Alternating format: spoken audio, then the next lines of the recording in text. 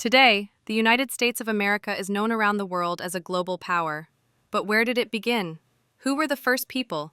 How did the name America come to be? And what journey transformed a vast, untamed land into a modern superpower?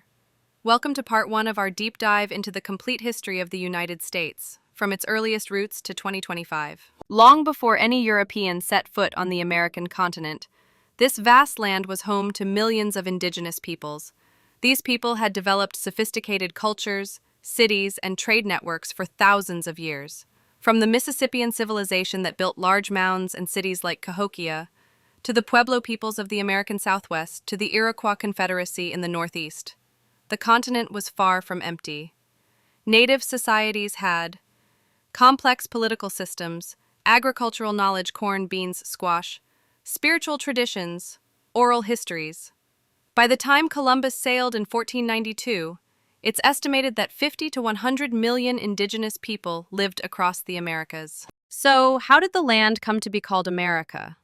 The name comes from Amerigo Vespucci, an Italian explorer who realized that the lands discovered by Europeans were not part of Asia but an entirely new continent.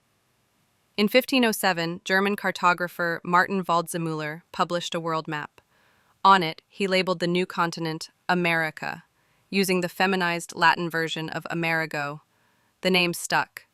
However, the term United States of America wouldn't come until the late 1700s, during the Revolutionary Era. Starting in the late 1400s and early 1500s, European powers, especially Spain, France, and England, began exploring and claiming parts of the New World. 1492, Christopher Columbus landed in the Caribbean under the Spanish crown. 1513, Juan Ponce de Leon landed in what is now Florida.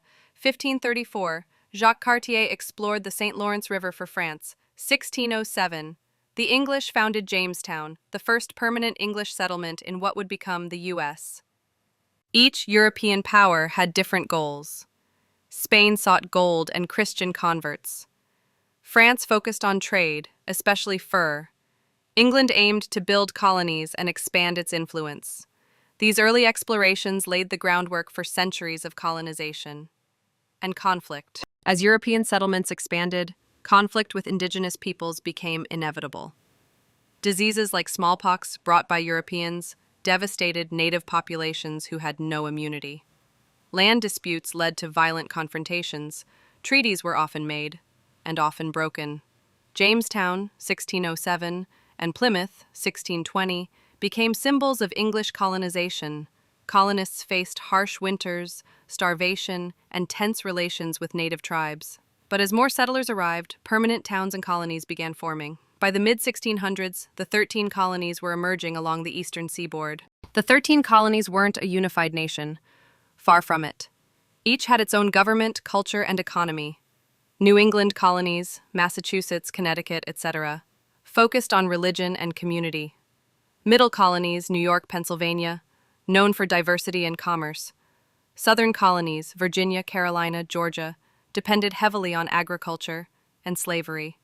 Despite differences, all colonies shared a growing sense of identity, frustration with British rule, ambition to expand westward.